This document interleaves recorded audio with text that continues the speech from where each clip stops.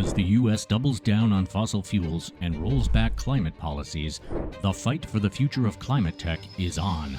I would say a majority of the companies today being funded in what we all call climate tech, or called climate tech years ago, has, like, to more than 80% degree, a business goal, which is not a climate goal when they started the company. Can Europe step up, or will it be left reacting to a Trump-driven energy agenda? Enter Hampus Jakobsson, co-founder of Pale Blue Dot, a leading climate tech VC investing in the startups that will define the next decade.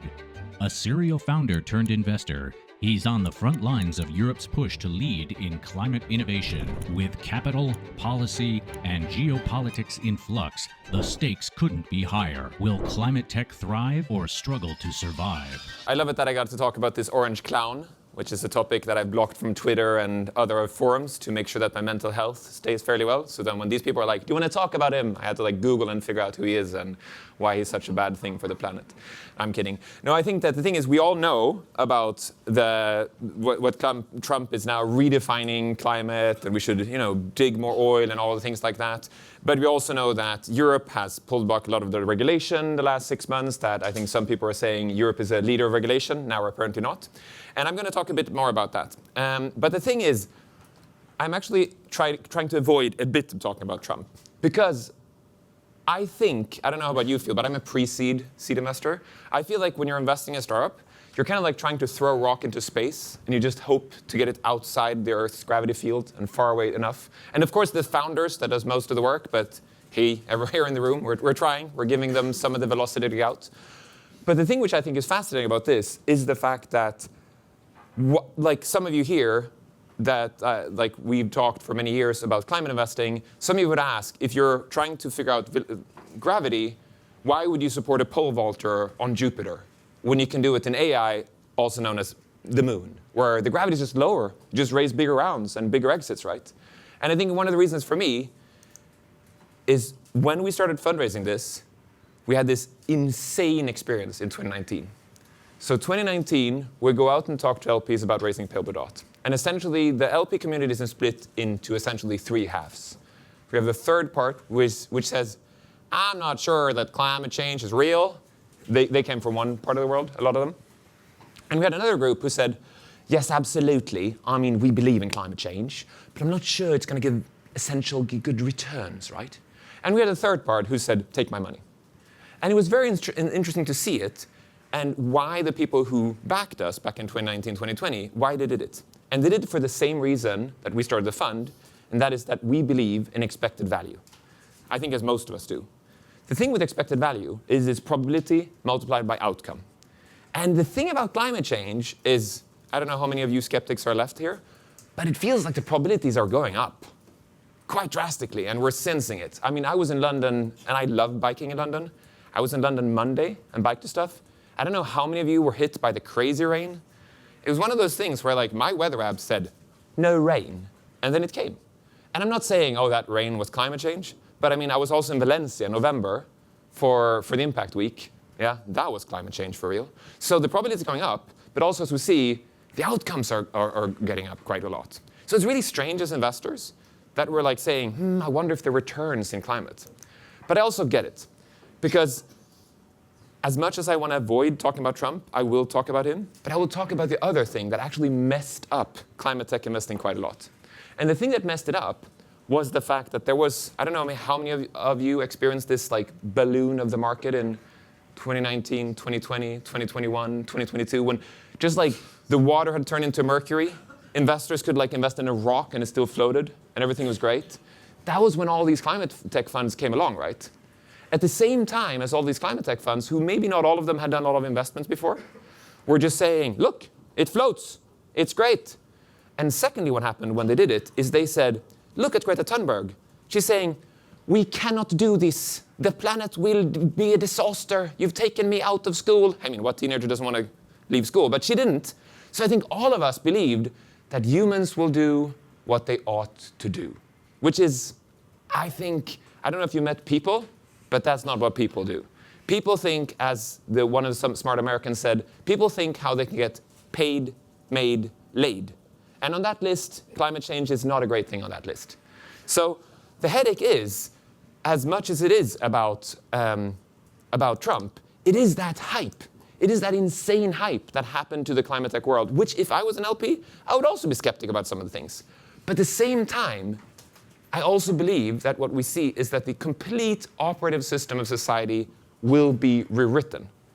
And I think that we can see it, that we ought to do it, but we can also see it's kind of obvious. Think about how insane it is that some people, especially Trump, thinks that it's more efficient to dig up dead dinosaurs, to squish out their last juices, distill them, transport them, put it in a thing that literally explodes all the time to propel a vehicle forward. Or you take electrons that come for free from the sky and you just turn that engine.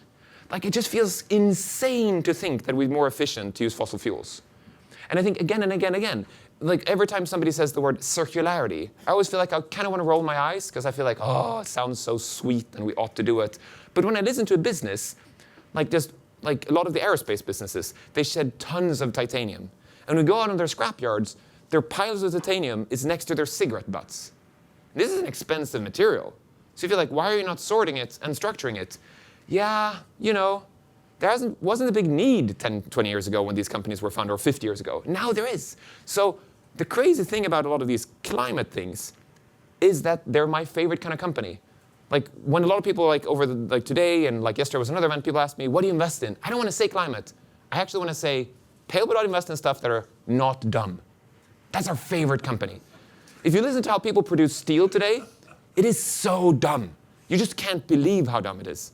So I love meeting a founder, and then the founder tells me how they're going to do it, and I'm sitting there, yeah, okay, it sounds kind of like where you're using software to sort this. I don't know what I care. And then I have to interrupt them and say, sorry, how do people make steel today? And they say, oh, yeah, I'll tell you how to make steel today. And then they tell me, and I'm just sitting there, no, he's making up there's one steel plant somewhere that does this, right? And then I start listening to podcasts about steel. I start Googling a steel. I'm like, the steel people are just insane. They're so dumb. And the crazy thing, then you meet a startup who's just, the whole thing they're doing is they're just not dumb. And I love that as an investment thesis. Like, you should know how many times I've written in our investment thesis, the company is just setting the industry to be not dumb. The problem is I have two smart colleagues, so Heidi and you will never accept this as my investment thesis, but I think it's such a great thesis. So I believe that the whole ecosystem of most everything will be rewritten because it's more efficient to do it that way.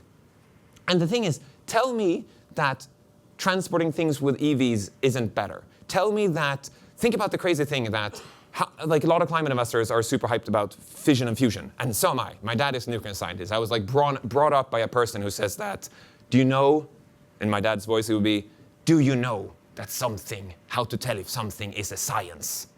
Well, the answer is it doesn't contain the word science. Political science, not the science. Physics doesn't need the word science. That's a real science, no? So that's how I was brought up. And the thing is, I love thinking about fusion and fission. But the headache is, honestly, how many people believe that we're going to have more than 20% of the mix of the grid to be fusion or fission in 10 years in the European grid? It takes a long time to build these plants. So we will have these crazy intermittent grids, hello Spain and Portugal. We will have that crazy situation because it's so cheap. And we'll figure out with batteries and stuff, we'll have to patch it up, right? But it's insane to think that that grid that used to be power produced here, flushed out, you use it, now every single of these nodes are creating energy, producing it decentralized and using it decentralized, at the same time believing that we're not going to update the grid. We're going to rewrite the operative system of the planet. And then you're asking, hey, investors, of course we're going to be there. It's an amazing opportunity. The thing about venture that most people know is that venture is lending money to people believing one future. That's what I do, at least. So when talking about Trump, I always think about this. I always think about Radiohead. Radiohead has this great quote in Great Plastic Trees, which is, if you're a plastic surgeon, you got to know at the end, gravity always wins. Sorry, Trump, gravity always wins. The expected value of climate change is huge, and that's one of the reasons I love investing in it. Let's be less dumb. Thanks a lot. Before you go, I just want to give a massive shout out to the partners who made the EUVC Summit and awards possible. So please do not tune out. We're partnered with these firms because they're great people with offerings that we know from our friends in the ecosystem are truly world-class. First up, I want to give a big thanks to HSBC Innovation Banking. They helped us incept the awards in the very beginning, and truly, they are the leading bank for anyone in European venture. There's a reason why everyone knows them. Google Cloud, they were our venue, hosted the summit. What a team, what a big effort they put on to help us. We're hugely grateful. Make sure to reach out to Arabella or Oksana at the Google Cloud team to hear how they can help you as well as your portfolio. Massive credits goes to them. Ace Alternatives, we have so many friends in the Berlin ecosystem partner with these guys. Just the best fund ops team around. And as with any good restaurant, where the locals are is also where you get the best service. And now they're expanding across Europe, so they're definitely someone to talk to.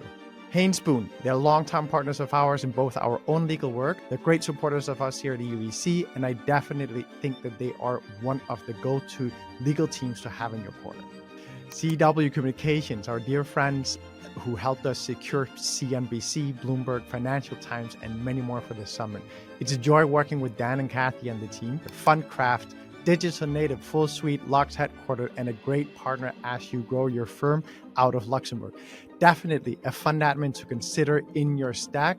I can only say that the team are incredible to work with. I'm very thankful that I've gotten to know them. I think they're one of the up and coming fund admins that you want to be thinking about. Portfolio IQ by Synaptic. You may know them for the Discover tool, which is branded under Synaptic, but Portfolio IQ is absolutely a product you should know because there's no one that understands intelligence better than this team. And finally, Goodwin. They are a truly world-class legal partner you can trust. They're hands-on, business-oriented, and expert in everything and anything transatlantic. So those were our partners for the summit and awards. I know this might have been a bit long and boring, but really, if you have these guys on your side, I don't think your firm could be in any better hands. And also, they're helping us do what we're doing every day for you.